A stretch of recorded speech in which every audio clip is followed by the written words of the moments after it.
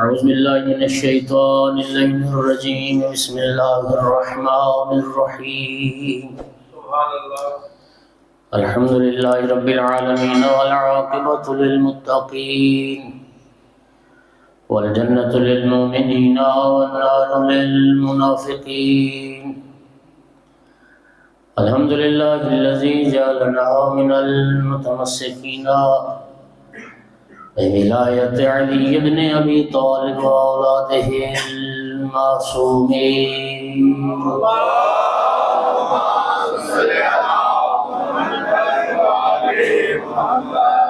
الحمد لله الذي جعلنا من الباقين على سيد الشهداء وأولاده وأصحابه المظلومين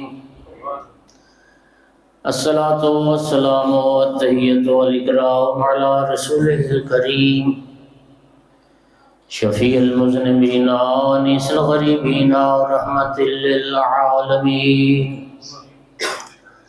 أعني العبد المؤيد الرسول المسدد المحمود الأحمد المصطفى الأمجد أبا القاسم محمد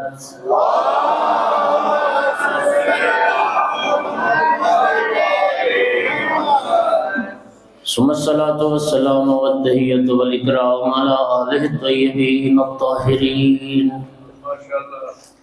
المعصومين المنتجبين المنتخبين المظلومين واللعنة الدائمة على أعدائهم ملعونين من يوم عداوتهم إلى قيام يوم الدين وبعد يوم الدين أما بعد فقال سبحانه وتعالى في كتابه المجيد بسم الله الرحمن الرحيم قل لا أسألكم عليه أجرا إلا المودة في القربى والصلوات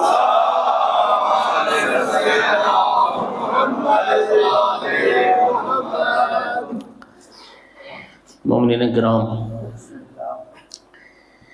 امام زین العابدین علیہ السلام کی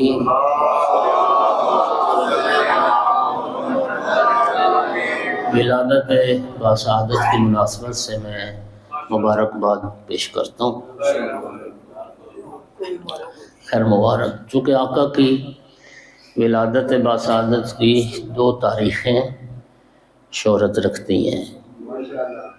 ایک 5 شعبان المعظم بھی ایک روایت ہے، لیکن یہ جو 15 جمادی الاول ہے، آج شب 15 ہے، یہ دوسری روایت یہ زیادہ شہرت رکھتی ہے، لہذا یہ شب ولادت باسعادت امام زین العابدین علیہ السلام۔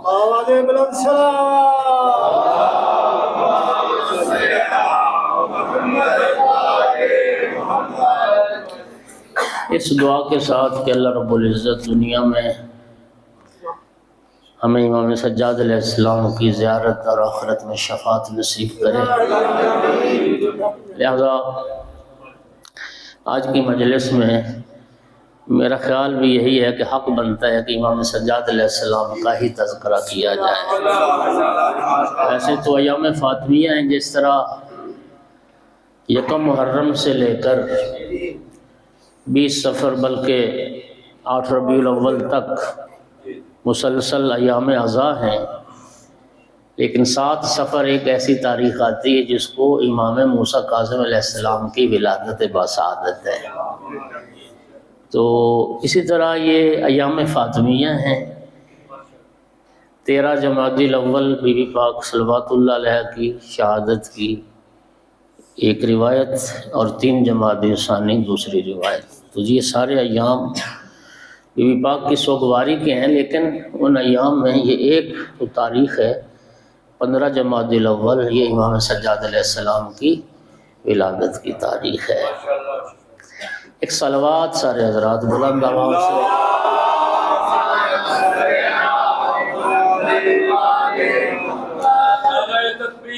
اللہ اکبر، نعرہ رسالت یا رسول اللہ، نعرہ حیدری یا علی، ہماری درس کا کربلا کربلا، حق کشیدہ راستہ کربلا کربلا، ظہور امام پہ بلند تر صلوات۔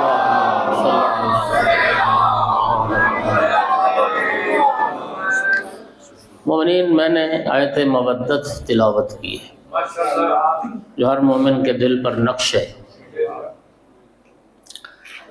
یہ آیت مودت وہ ہدایت ہے جس میں اللہ رب العزت نے پیغمبر کے قرابت داروں کی مودت کو فریضہ قرار دیا ہے، اور پیغمبر کے قرابت داروں کی مودت کو اجر رسالت کے طور پر طلب فرمایا۔ جن ہستیوں کی مودت اللہ نے ہم پر واجب کی ہے ان میں ایک ہستی امام زین العابدین علیہ السلام کی ہستی ہے۔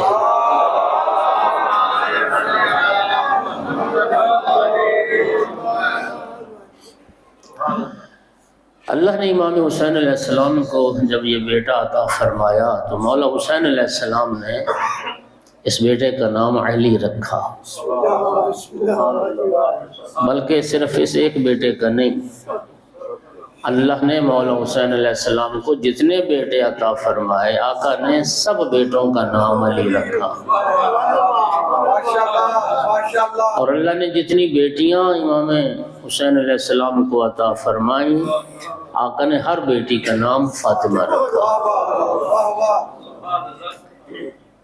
یہ صغرا، کبرا، سکینہ یہ امتیاز کے لیے ہے، ورنہ ہر بیٹی کا نام فاطمہ۔ اسی طرح یہ اکبر، اوسط، اصغر یہ بھی امتیاز کے لیے تھا، ورنہ ہر بیٹے کا نام علی ہے۔ امام حسین علیہ السلام کی شہادت کے بعد جب اسیران آل محمد کو شام لے جایا گیا اور یزید ملعون کے دربار میں یہ قافلہ پہنچا تو یزید ملعون نے امام سجاد علیہ السلام سے تعارف پوچھا، قیدی اپنا تعارف کرواؤ، تم کون ہو؟ آقا نے فرمایا انا علی بن الحسین، میں حسین کا بیٹا علی۔ یزید کہتا ہے میں نے سنا حسین کا بیٹا علی کربلا میں مارا گیا۔ فرمایا وہ میرے بھائی علی اکبر تھے، اللہ نے جنہیں مقام و مرتبہ شہادت عطا فرمایا۔ یزید طنز کر کے کہتا ہے جو کربلا میں مارا گیا وہ بھی علی، تو بھی علی، کیا تیرے باپ کو کوئی اور نام نہیں ملا کہ ہر بیٹے کا نام علی رکھا؟ سنیے مولا سجاد علیہ السلام نے فرمایا یزید سن، تیرا باپ معاویہ یہ چاہتا تھا کہ میرے دادا علی کا نام دنیا سے مٹ جائے، میرے بابا حسین نے ہر بیٹے کا نام علی رکھا تاکہ نام علی دنیا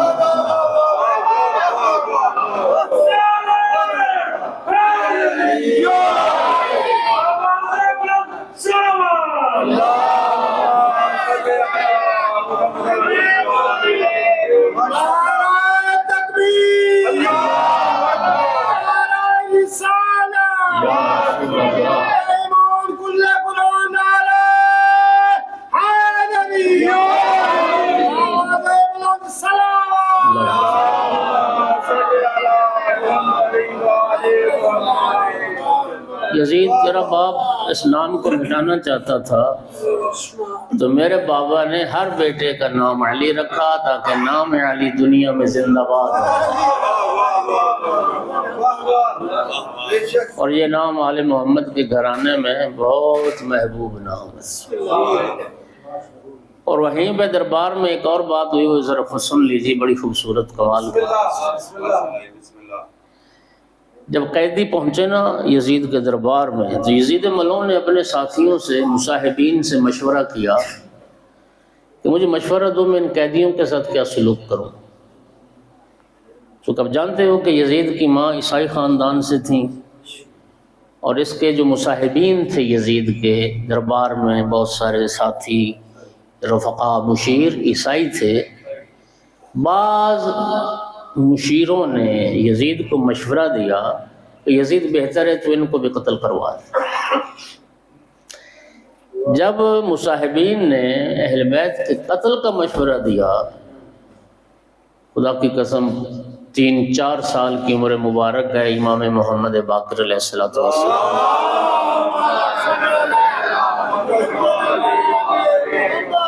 اس وقت سرکار باقر العلوم نے یزید کو للکارا اور فرمایا یا یزید مجلس کا یشبہ مجلس فرعون، الا ما فارق واحد کبیر۔ یزید تیرا دربار فرعون کے دربار جیسا ہے، لیکن تیرے اور فرعون کے دربار میں ایک بہت بڑا فرق ہے۔ یہ پانچویں امام کی جرت دیکھیے، حیدر کرار کا پوتا ہے، 3-4 سال کی عمر مبارک ہے، وقت کے طاغوت کو اور ظالم جابر حکمران کو امام للکار رہے ہیں، تیرا دربار یزید فرعون کے دربار جیسا ہے، لیکن ایک فرق ہے۔ فرمایا فرعون نے جب حضرت موسیٰ علیہ السلام اور حضرت ہارون علیہ السلام کو گرفتار کروایا اور جناب موسیٰ و ہارون ان دونوں بھائیوں کو پکڑ کے جب فرعون کے سامنے پیش کیا گیا تو فرعون نے بھی اپنے ساتھیوں سے مشورہ کیا تھا، مجھے مشورہ دو کہ میں موسیٰ اور ہارون کے ساتھ کیا سلوک کروں۔ امام نے فرمایا قرآن میں وہ مشورے موجود ہیں۔ تو فرعون کے ساتھیوں نے فرعون کو موسیٰ اور ہارون کے قتل کا مشورہ نہیں دیا، بلکہ یہ مشورہ دیا کہ اے فرعون، موسیٰ اور ہارون کو تم اپنی حفاظت میں رکھو، ان کو پکڑ کے رکھو، وَأَرْسِلْ فِي الْمَدَائِنِ حَاشِرِينَ، اپنے بندے بھیجو مختلف شہروں میں اور مختلف شہروں سے اپنے جادوگر بلاؤ، ہم موسیٰ اور ہارون کے جادو کا مقابلہ کریں گے۔ توجہ سے امام بکر علیہ السلام فرما رہے ہیں کہ فرعون کے ساتھیوں نے فرعون کو موسیٰ اور ہارون کے قتل کا مشورہ نہیں دیا، بلکہ یہ کہا ہم موسیٰ اور ہارون کے جادو کا مقابلہ کریں گے، جبکہ تیرے ساتھی تجھے آل رسول کے قتل کا مشورہ دے رہے ہیں۔ یزید تیرے اور فرعون کے ساتھیوں میں جو فرق ہے وہ یہ ہے کہ فرعون کے ساتھی ظالم تھے، حرام زادے نہیں تھے۔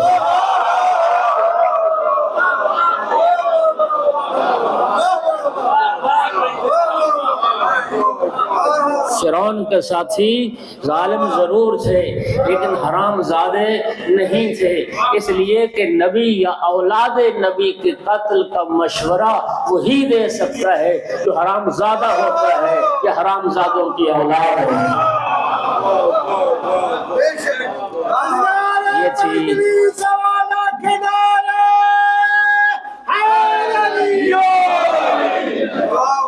یہ تھی 3 سال کی عمر مبارک میں امام باقر علیہ السلام کی جرت اور بہادری کہ بھرے دربار میں یزید ظالم کو رسوا کر کے رکھ دیا اور یزید کو اپنے اس شوم ارادے سے منحرف ہونا پڑا۔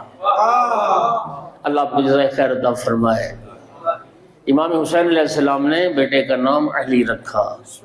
آقا کا نام مبارک علی ہے لیکن آقا کے القاب بہت سارے ہیں، زین العابدین، سید الساجدین، قدوۃ الصالحین، امام الخاشعین، زین المتہجدین، ذو الصفنات، السجاد، سید الصابرین، سید القانتین، یہ سب مولا کے القاب ہیں۔ لیکن سامعین گرامی، ان القاب میں 2 القاب ہیں جنہوں نے بڑی شہرت پائی ہے۔ توجہ، ایک زین العابدین اور ایک سید الساجدین۔ زین العابدین یعنی عبادت گزاروں کی زینت، اور سید الساجدین یعنی سجدہ کرنے والوں کے سردار۔ لطف لینا احباب، قرآن پاک میں اللہ تعالیٰ نے 2 مخلوقات کا تذکرہ فرمایا جو معصوم ہیں، جن کے دامن پر دھبا نہیں ہے۔ انبیاء کا تذکرہ ہے قرآن میں، انبیاء بھی معصوم ہیں۔ ملائکہ کا تذکرہ ہے قرآن میں، ملائکہ بھی معصوم ہیں۔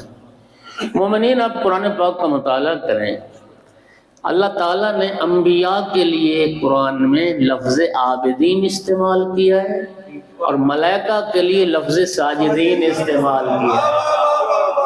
میں کہتا ہوں اس ہستی کی عظمت کی کیا کہنے، جو بزم انبیاء میں ہو تو زین العابدین نظر آئے، بزم ملائکہ میں ہو تو سید الساجدین نظر آئے۔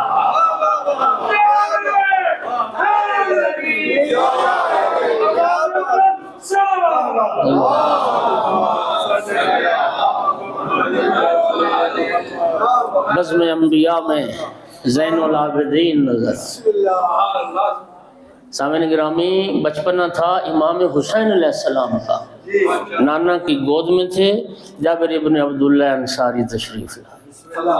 نبی کریم نے جابر ابن عبداللہ انصاری کو ایک بات بتائی، فرمایا جابر جب قیامت کا دن آئے گا اولین اور آخرین جمع ہوں، انبیاء و مرسلین ہوں گے، ملائکہ مقربین ہوں گے، اولیاء اوصیاء، ساری کائنات جمع ہوگی، رب کی طرف سے ایک منادی ندا کرے گا میدان قیامت میں، این زین العابدین، این زین العابدین، عبادت گزاروں کی زینت کہاں ہے؟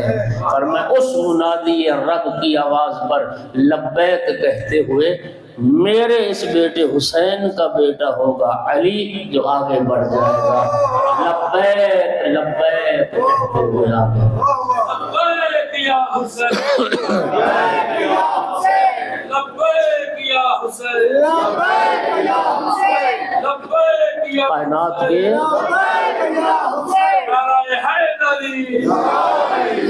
کائنات کے تمام عبادت گزاروں کی زینت،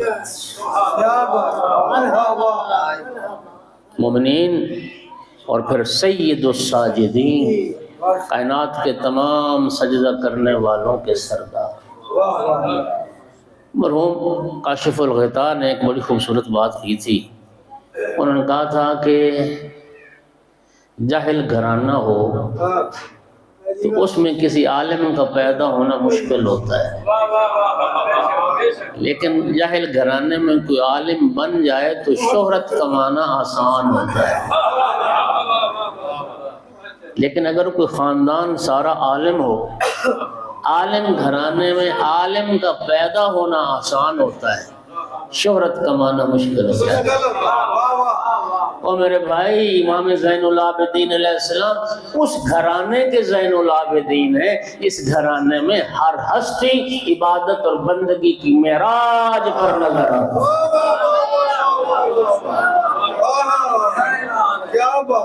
جس گھرانے میں پنجتن پاک علیہ السلام جیسی عبادت گزار ہستیاں رہتی، رسول اللہ جیسے عبادت گزار، اللہ فرمائے اے مزمل اب تو عبادت کم کر دے۔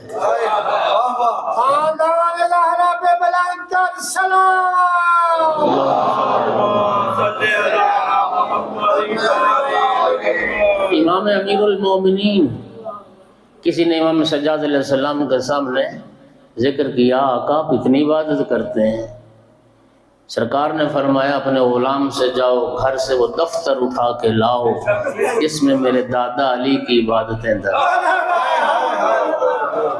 فرمایا میری عبادت کہاں، میرے جد امیر المومنین کی عبادت، کسیرہ میسر نشد این سعادت بقابہ ولادت و مسجد شہادت، سجدے کی حالت میں جنہیں ضرب لگی ہو، خانہ خدا سے جن کی خانہ کعبہ میں جن کی ولادت ہو اور مسجد میں جن کی شہادت ہو، خود بی بی پاک صلوات اللہ علیہ کتنی بڑی عبادت گزار تھی، ایام فاطمیہ منا رہے ہو، خدا کی قسم امام حسن مجتبیٰ علیہ السلام سے روایت ہے، آقا فرماتے ہیں میری ماں رات کو جب اللہ کے حضور مصلی عبادت پر کھڑی ہوتی تھی، اتنی لمبی عبادت، اتنا لمبا قیام، حتی تتورم قدماہا، میری ماں کے پاؤں پر ورم آ جاتے تھے۔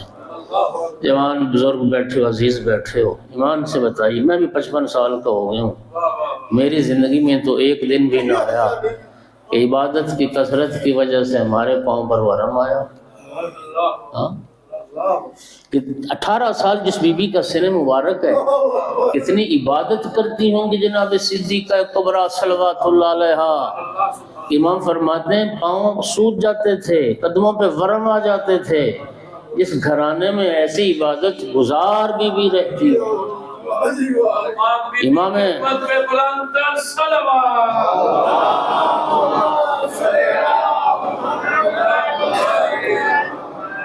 امام حسن علیہ السلام کی عبادات جن کے لیے اغیار نے یہ لکھا اعبد الناس فی زمانے، اغیار نے یہ لکھا امام حسن علیہ السلام سے بڑھ کر امام حسن کے زمانے میں کوئی عبادت گزار نہیں تھا۔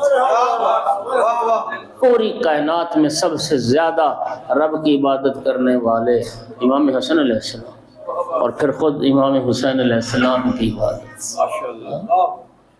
سامنے گرامی، ایسے گھرانے میں آ کر زین العابدین کا لقب پانا اور سید الساجدین کا لقب پانا، یہ امام حسین علیہ السلام کے اس بیٹے کا کمال۔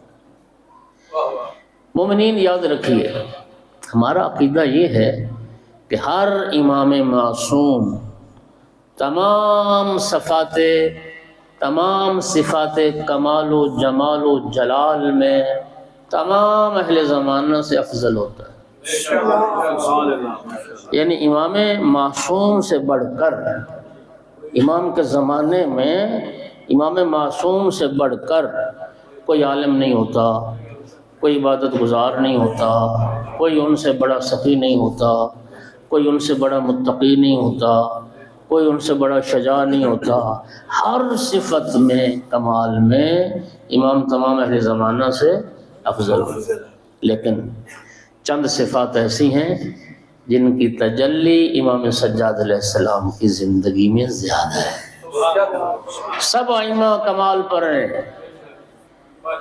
میں آیت اللہ فاطمی نیار نے ایک بڑی خوبصورت بات کی تھی، وہ کہتے تھے کہ وہ شیعہ اپنے عقیدے کا فاتحہ پڑھ لے جو یہ عقیدہ رکھتا ہو کہ کوئی امام زیادہ بہادر ہے دوسرے سے، اور کوئی امام زیادہ سخی ہے دوسرے سے، اور کوئی امام زیادہ صابر ہے دوسرے سے، نہیں، فرمایا تمام ائمہ ہر صفت میں کمال پر ہوتے ہیں، صرف ہوتا یہ ہے کہ کسی صفت کا اظہار زیادہ ہوتا ہے،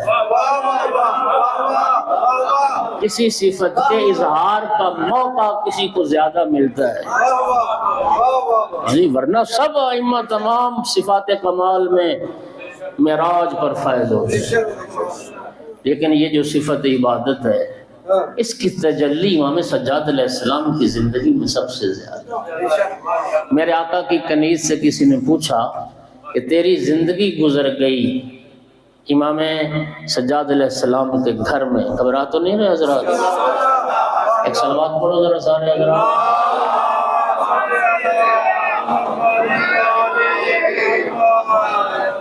دوستان، محسوس نہیں کرنا، جن کے آگے جگہ خالی پڑی ہے نا، اب تھوڑا تھوڑا آگے ہو جائیں، اللہ آپ کو جزائے خیر دے، کیونکہ بعد میں آ رہے ہیں تو پھر جگہ پڑھو۔ جس کے آگے خالی پڑی ہے وہ محبت کرے، تھوڑا سا آگے آ جائے، آپ بھی تھوڑا سا آگے آ جائے۔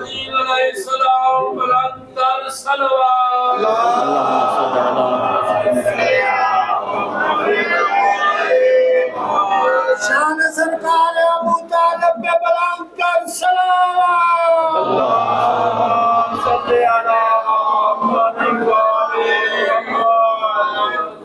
میرے آقا کی کنیز سے کسی نے پوچھا تیری زندگی گزر گئی امام سجاد علیہ السلام کے گھر میں، ذرا امام کے انداز عبادت کو تو بیان کر۔ کنیز کہتی اختصار کے ساتھ بتاؤں یا تفصیل کے ساتھ؟ پوچھنے والے نے کہا اختصار سے بتا دو۔ تو سنیے کنیز نے کیا جواب دیا، کہتی ہے سنو، دو جملوں میں امام کے انداز عبادت کو بیان کیا۔ کہتی ہے سنو، ما اتیتہ بطعام نہارا قط وما فرشت لہ بلیل فراشا قط۔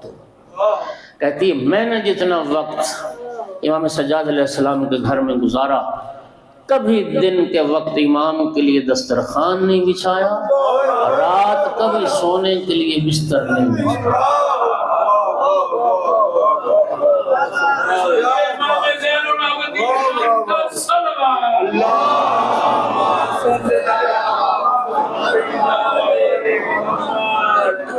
کبھی دن کے وقت دسترخوان نہیں بچھایا۔ کیا مطلب؟ یعنی آقا کا ہر دن روزے میں گزرتا تھا، ہر دن روزے میں گزرتا تھا، کثیر الصوم۔ وہ کہتے ہیں نا جی کہ دو دن ہیں سال میں جن کا روزہ رکھنا شریعت نے حرام قرار دیا، عیدین کا۔ ہر دن آقا کا روزے میں گزرتا تھا اور ہر رات عبادت خدا میں بسر ہوتی تھی۔ اور امام کی راتیں دو حصوں میں تقسیم تھیں۔ کسی نے آقا امیر المومنین سے پوچھا تھا، یا امیر المومنین اسلام کیا ہے؟ تو مولا امیر علیہ السلام نے جواب دینے سے پہلے ایک بڑا خوبصورت جواب دیا، مجھے بڑا لطف آتا ہے جب یہ پڑھتا ہوں۔ اسلام کیا ہے؟ مولا نے فرمایا لقد سقطت علی الخبیر، تیرا واسطہ ایک باخبر سے پڑا۔ تو نے اس سے پوچھا اسلام جو جانتا ہے اسلام کیا ہے، تیرا واسطہ ایک باخبر سے پڑا ہے۔ غیر میں اسلام دو چیزوں کا نام ہے، الطاعت للہ والشفقۃ علی خلق اللہ، اللہ کی اطاعت اور خلق خدا سے پیار، اللہ کی مخلوق سے پیار، فرمایا یہ ہے عبادت۔ اور امام سجاد علیہ السلام کی راتیں انہی دو حصوں میں تقسیم تھی۔ آدھا حصہ اللہ کی بندگی کے لیے وقف تھا اور آدھا حصہ خلق خدا کی خدمت کے لیے وقف تھا۔ یقین کرنا مدینہ میں 500 گھرانہ تھا جن میں یتیم تھے، بیوائیں تھیں، جن کی سرپرستی امام سجاد علیہ السلام فرماتے تھے۔ بندہ حیران ہوتا ہے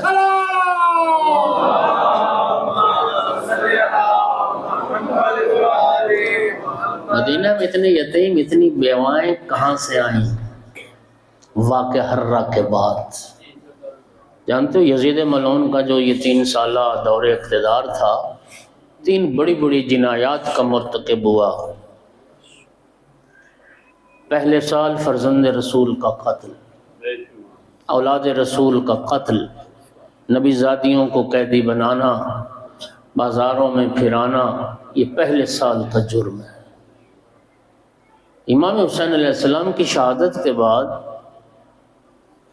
اگلا جو اس نے جرم کیا وہ واقعہ حرہ کہلاتا ہے تاریخ میں۔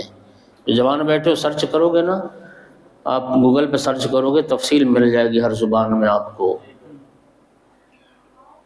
مسلم ابن عقبہ کی سربراہی میں یزید ملعون نے لشکر روانہ کیا مدینہ کو تاخت و تاراج کرنے کے لیے۔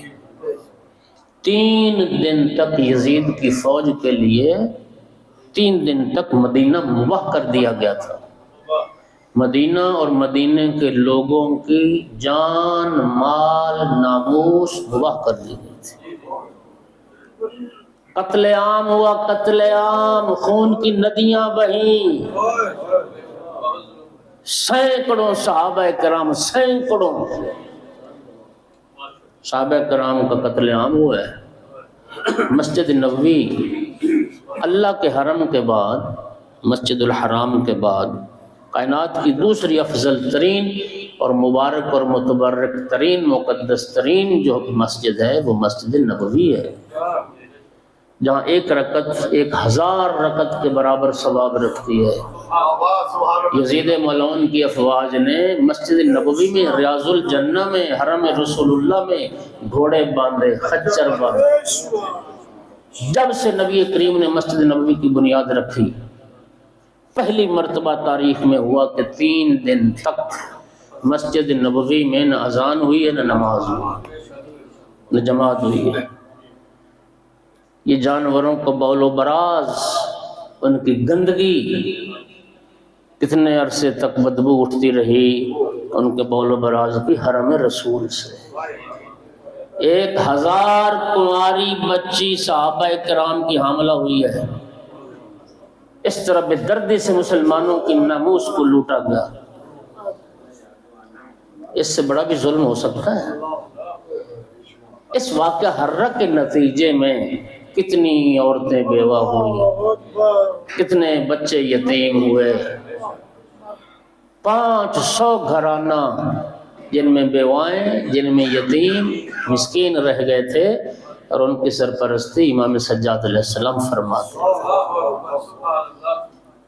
اور حرم نبوی کی طاقت و تاراجی کے بعد پھر جو تیسرا ظلم ہوا وہ حرم الہی پر حملہ ہوا۔ تو خانہ کعبہ پر حملہ ہوا، خانہ کعبہ پر سنگ باری کی گئی، گولے برسائے گئے، منجنیق سے آگ داغی گئی، غلاف کعبہ کو جلایا گیا، خانہ کعبہ کی دیواروں کو نقصان پہنچایا گیا، حرم الہی کی حرمت کو پامال کیا گیا۔ ایمان سے بتائیے اس سے بڑھ کر بھی ظلم کائنات میں ہو سکتا ہے؟ ہاں، اس یزید ملعون سے بڑھ کر بھی کوئی ظالم ہے؟ خدا کی قسم کلیجہ پھٹتا ہے کہ رسول کا کلمہ پڑھنے والا جب یہ کہتا ہے یزید پر لعنت نہیں کرنی چاہیے۔ آپ کو یاد ہے اسلام آباد کے ایک ناسوی خطیب نے یہ کہا تھا کہ یزید کو لعنت نہیں کرنی چاہیے، رحمت اللہ علیہ کہنا چاہیے۔ آن دی ریکارڈ ہے اس کا بیان۔ اب میرا بھائی یہ ظلم ہے یا نہیں؟ اگر یہ ظلم نہیں تو پھر کائنات میں اور ظلم ہے کیا؟ اولاد رسول کا قتل ظلم نہیں، حرمین کی اہانت ظلم نہیں، تو اس سے بڑا ظلم اور ہو کیا سکتا ہے؟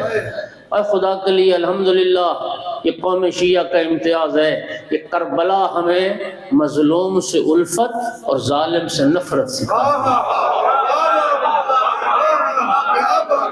اور ایام فاطمیہ کا انعقاد بھی ہمیں مظلوم سے الفت اور ظالم سے نفرت سکھاتا ہے۔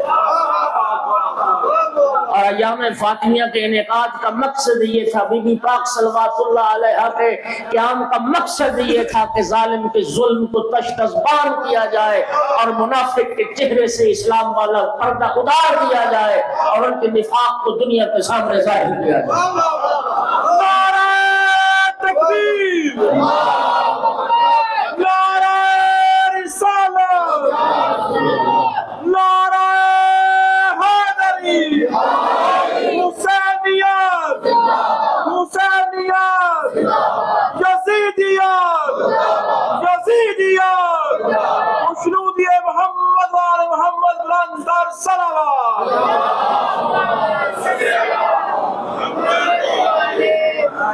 مولا امیر المومنین علیہ السلام نے وصیت کی، کون للظالم خصما وللمظلوم عونا، ظالم کے دشمن رہنا، مظلوم کے مددگار رہنا۔ ظالم کے دشمن بنو، مظلوم کے مدد۔ اور الحمدللہ آج دیکھ لیں فلسطین میں مسلمانوں پر یہودی صہیونی مظالم ڈھا رہے ہیں، اور الحمدللہ پوری دنیا اسلام میں سینہ تان کر جرت اور بہادری کے ساتھ ان فلسطینیوں کا جو ساتھ دے رہے ہیں وہ علی مولا کے پیروکار ہیں۔ نعرہ تکبیر، نعرہ رسالت، نعرہ حیدری۔ ہے یا نہیں ہے؟ یہ آج ان مظلوموں کا ساتھ وہ دے رہے ہیں جو کربلا کے راہی ہیں، جو کربلا کو فالو کرتے ہیں، جو کربلا کے پیروکار ہیں، جو مولا حسین علیہ السلام کے عزادار ہیں۔ یہ کربلا ہمیں درس دیتی ہے ہماری درس گاہ، ہے ہماری درس گاہ، حق کا سیدھا راستہ، حق کا سیدھا راستہ، مشنودی محمد والے محمد بلند تر صلوات۔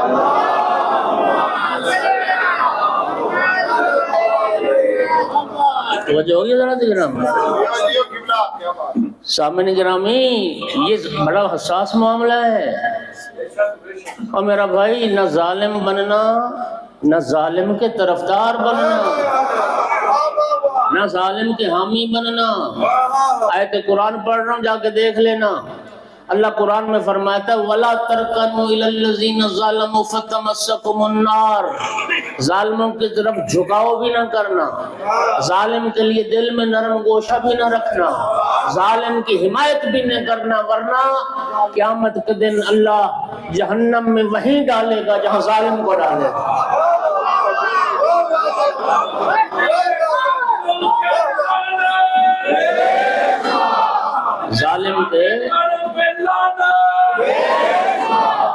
ظالم کے طرفدار بنو گے، ظالم کے حامی بنو گے، ظالم کے لیے دل میں نرم گوشہ رکھو گے، توجہ، ظالم سے نفرت واجب ہے۔ ظالم سے یہ جو لعنت ہے یہ اظہار نفرت ہی تو ہے۔ چاہے تیرے زمانے کا ظالم ہو چاہے سیدہ کے زمانے کا ظالم ہو، ہر ظالم سے نفرت واجب ہے۔ اللہ قرآن میں فرماتا ہے ظالموں کی طرف میلان نہ کرنا ورنہ جہنم کی آگ تمہیں بھی اپنی لپیٹ میں لے۔ 500 گھرانہ سرپرستی مولا سجاد فرماتے تھے، پشت پر اناج کی بوریاں اٹھا اٹھا کے لے جانا، اور نصف شب کو ان فقراء، یتامى، مساکین، بیوگان کے دروازوں پر پہنچا کے آنا۔ اور انداز کیا ہوتا تھا؟ نصف شب کا وقت ہوتا، چہرے پہ نقاب ہوتا، پشت پر اناج اٹھایا ہوتا۔ ایک رات کسی چاہنے والے نے پہچان لیا یہ تو فرزند رسول ہیں، آقا رات کا وقت ہے چہرہ کیوں چھپایا ہے؟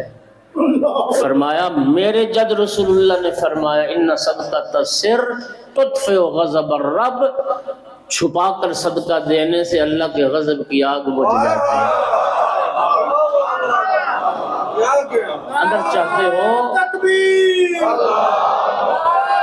رسالہ، یا رسول اللہ، امام کل قرآن، نعرہ حیدری، امام رب بلند کر سلام۔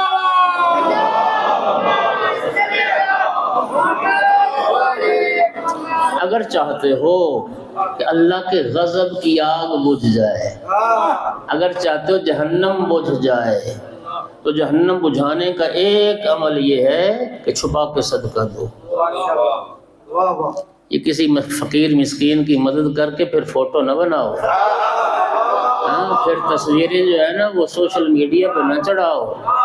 یہ فقیر مستحق کی تکریم نہیں ہے، توہین ہے، یا آپ اس کی اہانت کر رہے ہیں۔ وہ کیا کسی شاعر نے کہا کہ خوددار میرے شہر کا فاقوں سے مر گیا، راشن تو بٹ رہا تھا وہ فوٹو سے ڈر گیا۔ آج کل تو یہی طریقہ ہے، کسی بچے یتیم بیوہ بچی کی مدد، پہلے فوٹو سیشن، پھر تصویریں ڈاؤن لوڈ اپلوڈ، پتہ نہیں کیا کیا۔ اب دنیا کو پتہ چلے نہیں، چھپا کر صدقہ دو، دائیں ہاتھ سے دو اور بائیں کو پتہ نہ چلے۔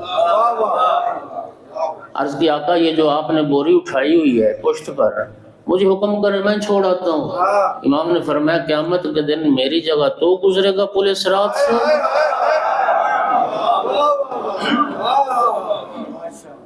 یہ میرا زاد آخرت ہے۔ دور سو اتنی بندگی، اتنی عبادت، اللہ اکبر۔ آقا نماز ادا کر رہے تھے، ابو حمزہ شمالی آیا، یہ ابا کندھے سے اتری تھی، اور آپ اس طرح نماز پڑھتے رہے۔ کسی نے جب نماز ختم ہوئی تو ابو حمزہ شمالی نے عرض کی فرزند رسول ایک کندھے پر ابا تھی ایک پر نہیں تھی، ابا لٹک رہی تھی، آپ نے ابا درست نہیں کی۔ فرمایا تدری بین یدی من اقوم، تو نہیں جانتا میں کس کی بارگاہ میں حاضر ہوں۔ آیت اللہ العظمیٰ وحید خراسانی حافظہ اللہ، ان کا خطاب یوٹیوب پر موجود ہے، سن لینا۔ سنیے میری طرف دھیان دیں۔ فرماتے ہیں اللہ کی اس پوری کائنات میں معصومین کے علاوہ ایک بھی انسان ایسا نہیں مل سکتا، اور نہ آپ ڈھونڈ سکتے ہیں جو یہ دعویٰ کرے کہ میں نے 2 رکعت نماز پڑھی اور میرا دھیان نماز سے نہیں ہٹا، میرا خیال ادھر ادھر نہیں گیا، میری توجہ منتشر نہیں ہوئی۔ ایک بھی بشر کائنات میں ایسا نہیں۔ علماء ہوں، فقہاء ہوں، وہی ہو، ہر بندہ جس شعبے میں ہے کہیں نہ کہیں اس کا دھیان ادھر ادھر چلے۔ ہمارا تو بھائی اتنا جاتا ہے کہ یہ جو ہمیں نماز میں شک پڑھتے ہیں، دھیان نماز سے نہ ہٹے تو شک کیوں آئے؟ اس کا مطلب یہی ہے نا کہ ہم نماز میں ہوتے ہیں، بظاہر نماز میں ہوتے ہیں، لیکن ایسے خیالوں میں گم ہوتے ہیں کہ کہ ہمیں پھر پتہ ہی نہیں رہتا کہ یار پہلی رکعت پڑھ رہا تھا، دوسری پڑھ رہا تھا، تیسری پڑھ رہا تھا۔ یہ جو شکیات نماز فقہ میں بیان کیے گئے، یہ خود دلیل ہے کہ ہماری نمازوں میں ہمیں شک پڑ جاتے ہیں، چونکہ ہمارا توجہ ہٹ جاتی ہے، ہمارا دھیان ادھر ادھر ہو جاتا ہے۔ لہٰذا پھر شکیات نماز کا ایک پورا چیپٹر ہے ہماری فقہی کتابوں میں کہ اس نماز کا کیا کیا جائے، کہ تیسری اور چوتھی میں شک پڑ جائے تو پھر کیا کرے، دوسری اور تیسری میں شک پڑے پھر کیا کرے، 2 رکعتی نماز کا شک کیا ہے اور 4 رکعتی کا شک کیا ہے۔ میں اجمالاً کہہ دیتا ہوں، باقی آپ علماء سے پوچھیے گا۔ کچھ شک ایسے ہوتے ہیں جن کے پڑھتے نماز باطل ہو جاتی ہے، اس کا علاج کوئی اور نہیں ہے، نماز توڑ کے نہیں پڑھو۔ کچھ شک ایسے ہوتے ہیں کہ جن کو پھر توڑ کے نماز پڑھنا گناہ ہے، اگر وہ شک پڑ جائیں انہیں کہتے ہیں جو شک، جس کے شک پڑھنے سے نماز باطل نہیں ہوتی، اس کا علاج ہے۔ وہ کون کون سے شکوک ہیں، یہ چیزیں آپ سب جوانوں کو سیکھنے کی ضرورت ہے۔ توجہ ہوگی حضرات؟ ہاں جی، اس ملنگ دی طرح نہ بنو بھائی، نہ نیتی تے نہ شک پیا، یہ تو پڑھنی نہیں تے شک کی پڑھنا۔ صلوات پڑھو سارے حضرات، بلند آواز۔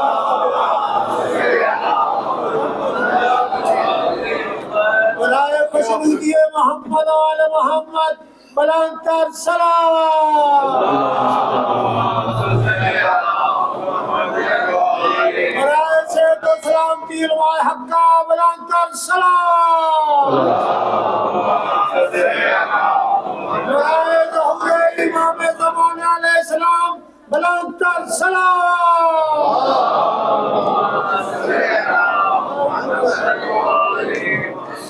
وہ اسے ایک بندے نے پوچھا کہ قبلہ یہ بتائیں یہ لوگ کڑی کیوں پہنتے ہیں؟ میں نے کہا کمال نہیں یار، جس سے سوال کرنا چاہیے اس سے نہیں کیا۔ وہ جس نے پہنی اس سے پوچھو کیوں پہنی، مجھے کیا پتا کیوں پہنی۔ جس نے پہنی اس سے پوچھو، جس نے نہیں پہنی اس سے کیا مطلب کہ مجھ سے کیوں پوچھ دوں؟ جو پہنتے ہیں ان سے پوچھا جائے وہ کیوں پہنتے۔ لیکن شہرت ہے، کہتے ہیں کہ جی امام سجاد علیہ السلام کی ہم سنت اور یاد کو زندہ کیے ہیں۔ او بھائی، کڑی پہن کے جو سید سجاد کی شبیہ بنتے ہو، کبھی مصلی عبادت پر آ کر رب کی بارگاہ میں سر جھکا کے بھی سید سجاد کی شبیہ بن جاؤ۔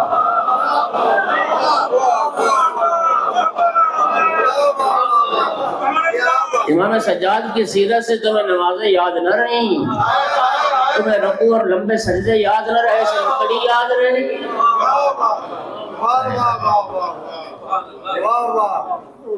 جو سید الساجدین ہو، جو زین العابدین ہو، اور میرا بھائی اس کی سنت سجدہ ہے، اس کی سنت نماز ہے۔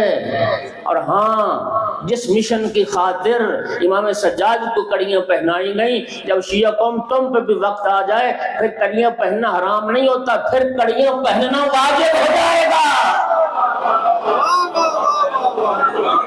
کڑیاں پہن لو، قید ہو جاؤ، زندانوں میں چلے جاؤ، مذہب اہل بیت پر حرف نہ آنے پائے، راہ اہل بیت سے پیچھے ہٹنے کو تیار نہ ہونا، بڑی خوشی کے ساتھ کوٹ بھی پہن لینا، کڑیاں بھی پہن لینا، لیکن راہ اہل بیت سے 1 انچ بھی پیچھے کبھی نہ ہٹنا۔ عقیدہ ولایت امیر المومنین پر حرف نہ آنے پائے۔ یہ کڑی کیا ہے؟ ہماری جانیں قربان۔ تم جائز اور ناجائز کی بات کرتے ہو، کبھی کڑیاں پہننا واجب ہو جاتا ہے،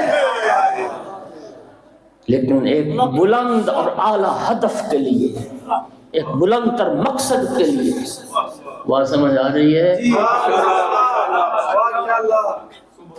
امام زین العابدین علیہ السلام ہمارے لیے حجت ہے، حجت اللہ۔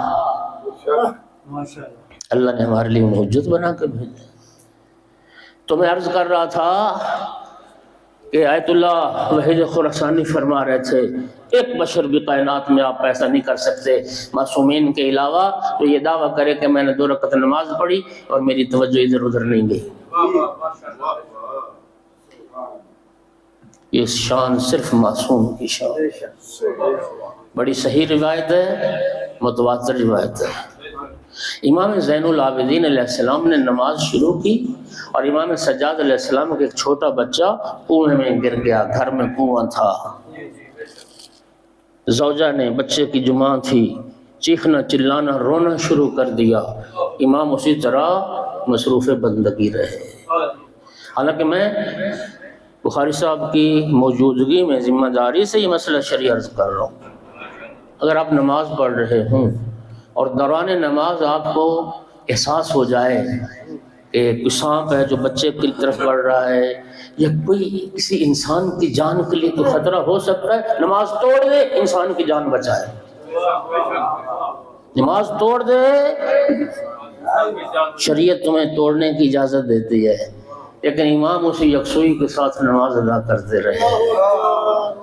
جب امام علیہ السلام نے نماز ختم کی، زوجہ روتی آگے بڑھی، آقا آپ مشغول نماز رہے، بچہ کنویں میں گر گیا. امام علیہ السلام نے پھر فرمایا تو نہیں جانتی میں کس کی بارگاہ میں تھا؟ توجہ سنیے، اگلا جملہ سنیے. امام نے کیا فرمایا؟ فرمایا لما لعنی لو ملت عنہ، اگر میں خدا سے توجہ ہٹا لیتا اللہ میری طرف سے توجہ ہٹا لیتا. میں خدا کی طرف سے اگر دھیان ہٹا لیتا اللہ مجھ سے توجہ ہٹا لیتا. امام علیہ السلام کنویں کے کنارے آئے، اجازت امامت تھا، قدرت پروردگار تھی، خدا جانے پانی بلند ہوا یا امام کے دست قدرت تہ تک پہنچا. بڑے آرام کے ساتھ بچے کو اٹھا کے مانگے حوالے. صلوات پڑھ دو محمد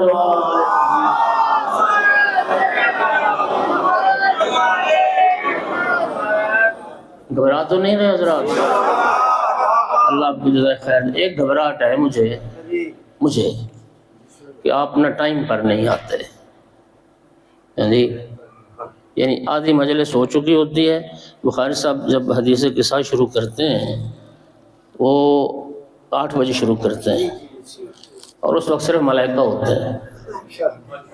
حالانکہ حدیث قصہ خدا کے لیے. آج 1-2 جملے حدیث قصہ کی عظمت کا سن لو. حدیث قصہ کی عظمت جانتے ہو یہ کیا؟ آپ نے تو اس کو معمولی سمجھا ہے. نبی کریم نے اس حدیث قصہ کے اندر حدیث قصہ کی فضیلت بیان کی. نہیں سنا آپ نے؟ جب مولا علی علیہ السلام نے پوچھا یا رسول اللہ یا رسول اللہ اخبرنا مال جلوس ھذا تحت القصہ، یا رسول اللہ بتائیے تو صحیح کہ ہم چادر کے نیچے کیوں جمع ہوئے؟ نبی کریم نے کیا فرمایا؟ فرمایا ما ذکر خبرنا ھذا فی محفل من محافل اہل الارض وفیہ جمع من شیعتنا و محبینا.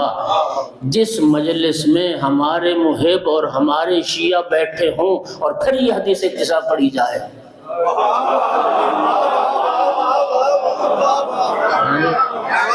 اور آپ ایسے مہربان کرنے والے، آپ کہتے ہیں کہ نہیں حدیث قصہ مک جائے تو پھر ہی جائے. بخاری صاحب حدیث قصہ پڑھ لیں تو پھر جائیں گے. اور میرا بھائی وہ جو نبی کریم نے فرمایا نا کہ حاجت مند کی حاجت پوری ہوگی، غم زدہ کے غم دور ہوں گے، دکھی کے دکھ ٹل جائیں گے، پریشان حال کی پریشانیاں دور ہوں گی. اس کے لیے نبی کریم نے شرط یہ رکھی کہ اس مجلس میں ہمارے شیعہ اور محب بیٹھے ہوں اور پھر یہ حدیث قصہ پڑھی جائے.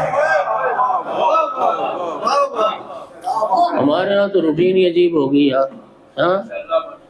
وہ اکیلے پڑھ رہے ہوتے ہیں، بندہ کوئی نہیں ہوتا.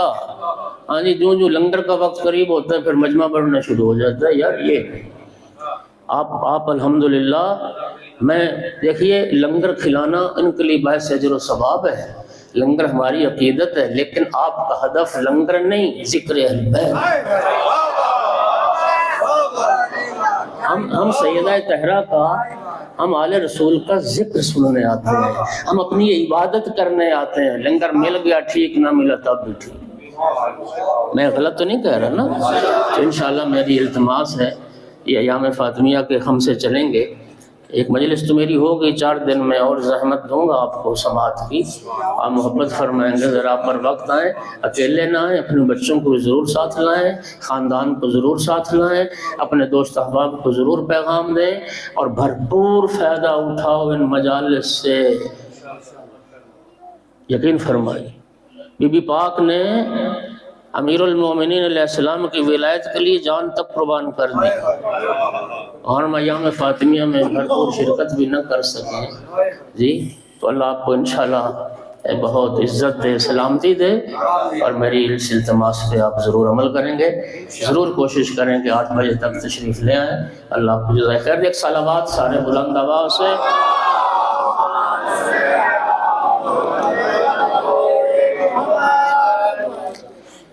میں زیادہ پڑھ گیا ہوں، چونکہ آقا کی ولادت بسعادت کی شب ہے، تو میرا دل چاہتا ہے کہ میرے عزیز جون نے بڑا اچھا قصیدہ سنایا آپ کو، ہاں جی، اب اس کا قصیدہ تو صرف چند لوگوں نے سنا ہے، باقی مومنین تو آئے لیٹ ہیں، انشاءاللہ کل سے بر وقت آئیں گے تو اس کی بھی حوصلہ افزائی ہوگی، تو اب میرا دل چاہتا ہے قصیدہ میں بھی تھوڑا سا سنا۔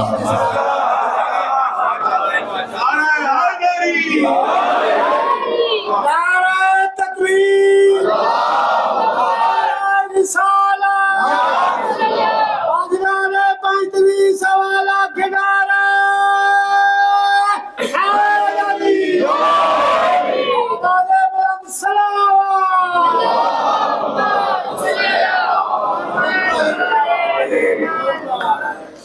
ولید اموی کا زمانہ ہے، جو ولی عہد تھا ہشام بن عبد الملک بن مروان اموی، یہ حج کے لیے آیا۔ اب ظاہر ہے جانتے ہو کہ بادشاہ اور بادشاہ زادے جب حج کے لیے آتے تھے تو لو لشکر ساتھ ہوتے تھے، محافظ، غلام، کنیزیں، تو یہ ہشام حج کے لیے آیا، طواف خانہ کعبہ کیا، طواف کعبہ کے بعد حجر اسود کو بوسہ دینا چاہتا تھا تو رش بہت زیادہ تھا، اس کے سپاہی محافظ جو تھے انہوں نے بڑی کوشش کی کہ لوگوں کو حجر اسود سے دور کریں تاکہ ہشام آرام سے حجر اسود کو بوسہ دے سکے، لیکن کسی نے پرواہ نہیں کی ہشام کون۔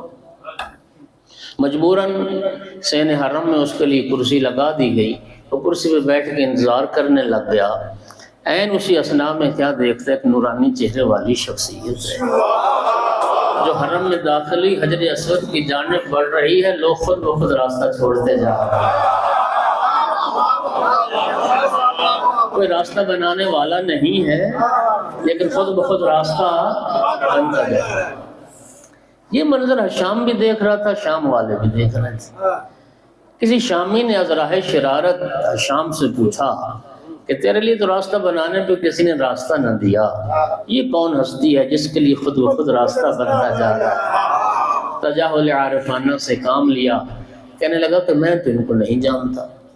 جب کہا نا کہ میں تو ان کو نہیں پہچانتا اور نہیں جانتا، وہاں پہ ابو فراس فرزدق اپنے زمانے کا بہت بڑا شاعر تھا، جب اس نے سنا کہ جھوٹ بول رہا ہے اور حرم میں بیٹھ کے لوگوں کو دھوکہ دینے کی کوشش کر رہا ہے، یقین کریں پھر فرزدق نے بڑی جرت کی۔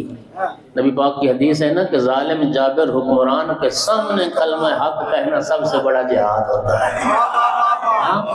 تو پھر فرزدق نے امام کا تعارف کروایا، فی البدی ایک قصیدہ پڑھا، بڑا مفصل، بڑا طولانی قصیدہ، اور پھر اس نے پرواہ نہیں کی کہ نتیجہ کیا ہوگا، جو بھی ہوگا اس نے تعارف کروایا۔ ہشام سن، جس سے تو جاہل ہے، اب میں تجھے تعارف کرواتا ہوں یہ ہستی کون ہے۔ ھذا الذی تعرف البطح وطأتہ والبیت یعرفہ والحل والحرم، ہشام یہ وہ ہستی ہے مکہ کی سرزمین جس کے قدموں کی آہٹ کو پہچان۔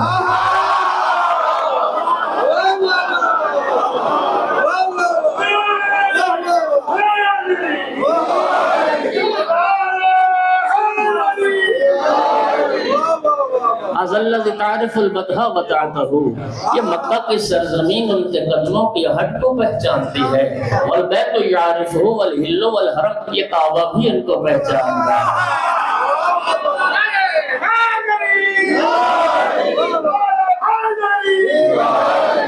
یہ کعبہ بھی ان کو پہچانتا ہے اور ہیل اور حرم کی ساری زمین ان کو پہچانتا ہے۔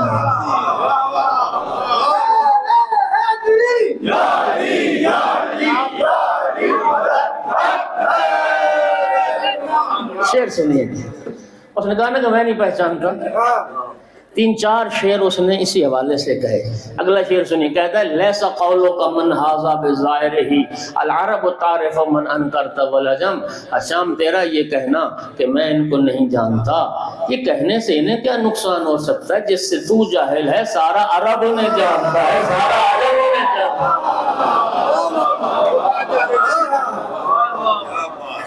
شعر سننا، هذا ابن سیدت النسوان فاطمہ وابن الوسیل الذی فی سیفہ سقم۔ الشام سن، یہ سیدت النساء فاطمہ زہرا کا لال ہے اور اس وسیع رسول کا بیٹا ہے جس کی تلوار میں دشمنوں کا لیے عذاب بھرا ہوا۔ یہ حیدر کرار کا پوتا ہے، یہ سیدہ زہرا کا لال ہے۔ اور شعر سننا، من معاشر حبهم دین و بغضهم کفر و قربهم ملجا و معتصم۔ الشام شعر بڑا کمال کا کہتا ہے یہ ہستی اس گھرانے سے تعلق رکھتی ہے جس گھرانے کی محبت کا نام دین ہے، جس گھرانے کی محبت کا نام دین ہے اور جس گھرانے کے بغض کا نام کفر ہے، اور جس گھرانے کی قربتی جہنم سے بچانے والے۔ جبل جبل گلی گلی لگر لگر گلی گلی جدر جدر ہوا چلی کنارہ بزدری سوالہ کنارہ حیدری آمان الہرہ پہ بلند کر سلامہ۔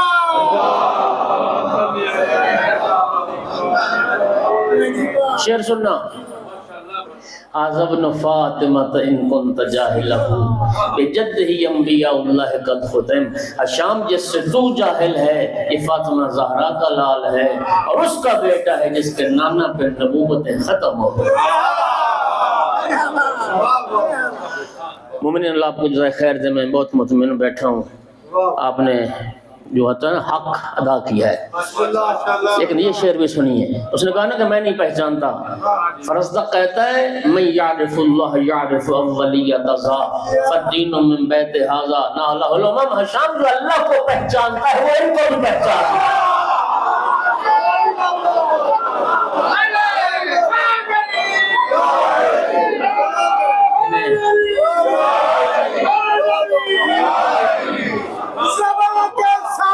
دل بولا علی مولا، سبھی بولی فلک بولا علی مولا، علی مولا، فلکوں کی صدا بولا علی مولا، علی میری حاجت دوا بولا علی مولا، کنارہ بزدری سوالہ کنارہ حیدری۔ من یعرف اللہ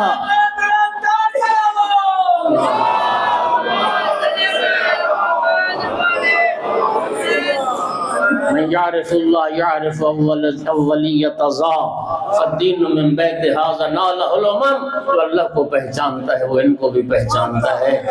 یہ اسی گھرانے کے فرد ہیں جہاں سے لوگوں کو دین ملا ہے، انہی کے گھر سے لوگوں کو دین ملا ہے۔ اور چاند اشعار جس میں امام کی سیرت کو کیا بیان کیا، خدا کی قسم، ینمی الی ذروۃ العز التی قصرت عن نیلھا عرب الاسلام والعجم۔ یہ ہستی عزت اور عظمت کی اس بلندی پر پہنچی جہاں نہ کوئی عرب جا سکا نہ کوئی عجم جا سکا۔ اذا رأت قریش قال قائلها الى مقارم ھذا ينتهي الکرم۔ جب کوئی قریش کا فرد ان کو دیکھتا ہے تو پکار اٹھتا ہے اس ہستی پہ کرم کی انتہا ہو گئی، اس ہستی پہ تو بزرگی ختم ہو گئی۔ اور شعر سننا، کمال کا شعر، ان عد اہل التقى كانوا ائمتهم وقیل من خیر خلق اللہ قیل هم الشام. جب دنیا کے متقی لوگوں کو گنا جاتا ہے یہ متقین کے امام نظر آتے ہیں.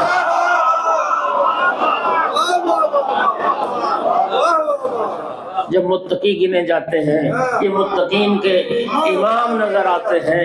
اور جب یہ سوال کیا جائے من خیر خلق اللہ، اللہ کی ساری مخلوق میں سب سے افضل کون، ایک ہی جواب آتا ہے یہی ہے جو اللہ کی ساری مخلوق سے افضل ہے. یغزی حیان ویغزی من محابتہ وما یکلم الا حین یبتسم. یہ ہستی حیا کی وجہ سے اپنی نظریں جھکا کے رکھتی ہے، لیکن لوگوں کی نظریں ان کی ہیبت کی وجہ سے جھکی رہتی ہیں. کہتا ہے ان کی ہیبت اور رعب دبدبہ کا یہ عالم ہے کہ جب تک ان کے چہرے پہ مسکراہٹ نہ ہو کوئی ان سے کلام کی ضرورت نہیں،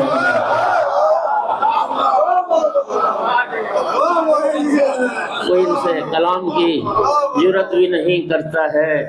لا یستطیع جواد بعد غایتہم ولا یدانیہم قوم اذا کرم. اشام دنیا کا بڑے سے بڑا سخی بھی ان کی سخاوت کا مقابلہ نہیں کر سکتا جب یہ ہستی کرم کرنے پہ تل جاتی ہے. جب یہ کرم کرنے پہ تل جائیں تو کوئی ان کی سخاوت کا مقابلہ. اللہ آپ کو جزائے خیر دے. میں نے کافی زحمت دے لی، بڑا طولانی قصیدہ ہے، 2 شعر اس کے مجھے نہ بہت ہی پسند. ما قال لا قط الا فی تشہدہ ولولا التشہد کانت لعنا. اب جانتے ہیں عربی میں انکار کرنا ہو تو لا کہتے ہیں، لا، نہ کے لیے، نہیں کے لیے لا، اور ہاں کہنی ہو تو نعم کہتے ہیں. ہاں کرنی ہو تو نعم، نہ کرنی ہو لا. شعر سنو. ما قال لا قط الا فی تشہدہ ولولا التشہد کانت لا نعم. الشام یہ وہ ہستی ہے کہ جن کی زبان سے تشہد کے علاوہ کسی نے لا نہیں سنا.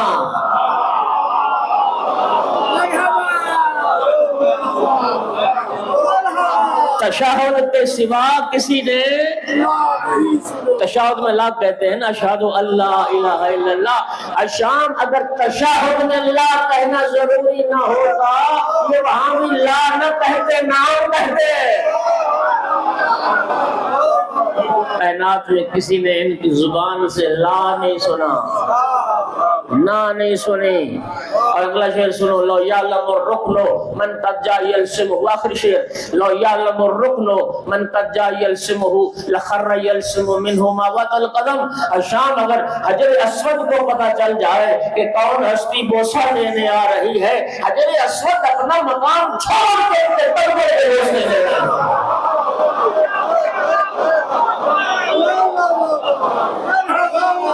حجر اسود اپنا مقام چھوڑ کے ان کے نشانے پا کو چومنے لگ جائے، ان کے قدموں کو چومنے لگ جائے.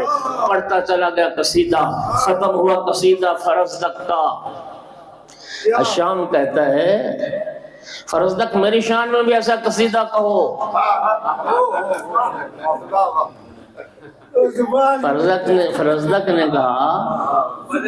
فرزدق نے کہا کہ میری ایک شرط ہے. جی اس نے کہا تیری ہر شرط منظور ہے، بلینک چیک، ہر شرط منظور ہے. اس بیچارے نے یہ سمجھا ہوگا کوئی درہم و دینار مانگے گا، ہاں جی، کوئی پلاٹ مانگ لے گا، کوئی عربی نسل کا گھوڑا، کوئی تلوار. یہی مادی توقعات ہوتی ہیں نا بادشاہوں سے، اور انہوں کو جنت تھوڑی دینی ہے.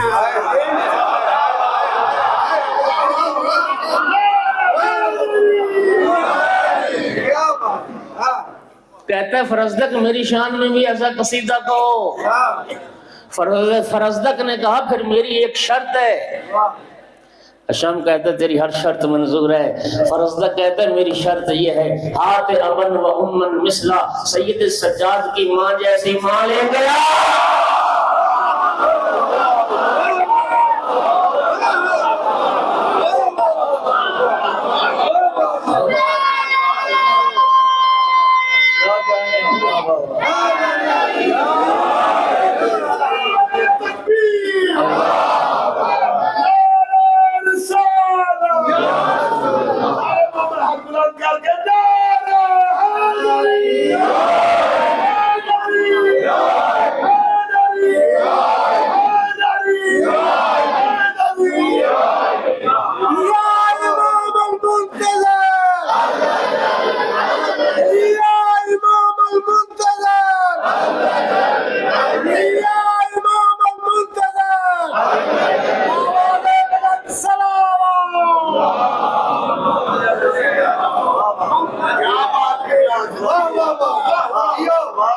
کہا نا کہ میری شان میں بھی ایسا قصیدہ کہو، کہ میری ایک شرط ہے، کہتے ہر شرط منظور ہے۔ فرزدق نے کہا میری شرط ہاتھ ابن و امن مثلا، سید سجاد کی ماں جیسی ماں لے گیا، سید سجاد کے باپ جیسا باپ لے گیا۔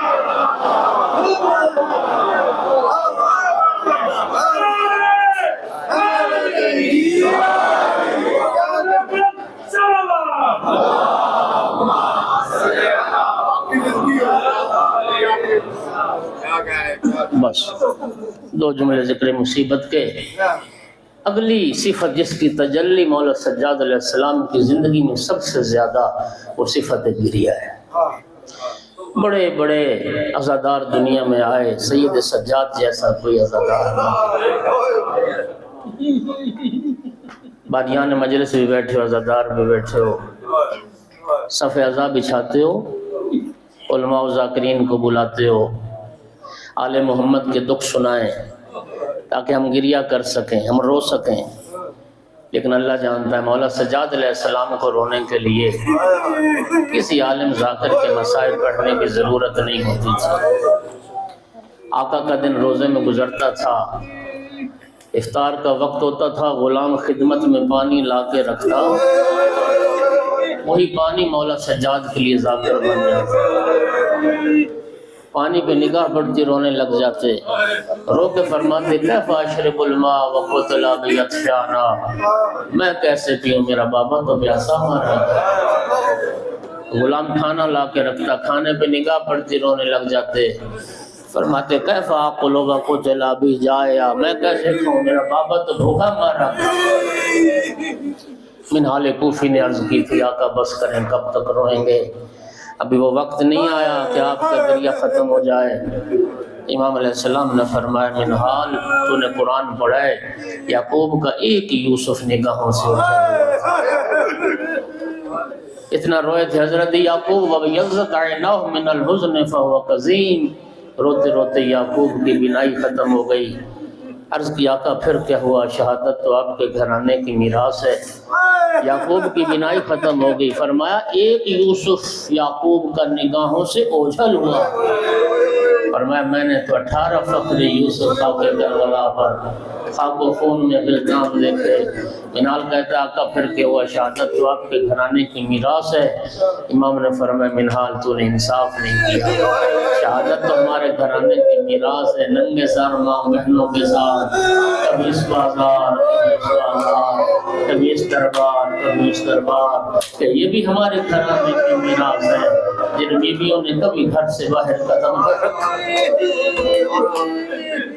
اور عزاداروں جس بی بی کے ایام عزا چل رہے ہیں، امام جعفر صادق علیہ السلام فرماتے ہیں البقاؤن خمسہ، 5 ہستیاں ہیں جنہوں نے دنیا میں سب سے زیادہ گریہ کیا۔ آدم فراق جنت میں روئے، یعقوب فراق یوسف میں روئے، یوسف فراق یعقوب میں روئے، تیرا چوتھی ہستی امام زین العابدین علیہ السلام واقعہ کربلا کے بعد 35 سال زندہ رہے، روتے رہے اور خون روتے رہے، لیکن خدا کی قسم کلیجہ پھٹتا ہے، امام سجاد بھی 35 سال روئے، آدم 40 سال روئے، یوسف 40 سال روئے، لیکن جو زیادہ سے زیادہ 95 دن زندہ رہے بابا کی رحلت کے بعد، جو زیادہ سے زیادہ 95 دن زندہ رہی، اتنا روتی ہوگی ماں حسین کی کہ سب سے زیادہ رونے والوں میں ایک نام، رسول اللہ کی اکلوتی بیٹی کا، حسنین کے بازو تھام لیتی تھی، بابا کی قبر پہ آتی تھی، تازہ مٹی اٹھا کے سونپتی تھی، ماذا علی من شم تربت احمدہ، اللہ یشم مد الزمان غوالی، بابا جو آپ کی قبر کی مٹی سونگ لے اسے دنیا میں کسی خوشبو کی حاجت نہیں رہتی۔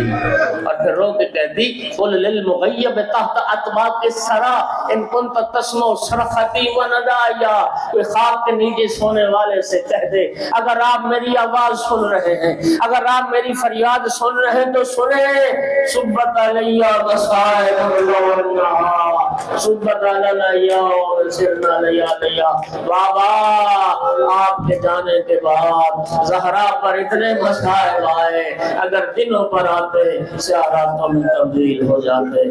ماتم زہرا ماتم حسین۔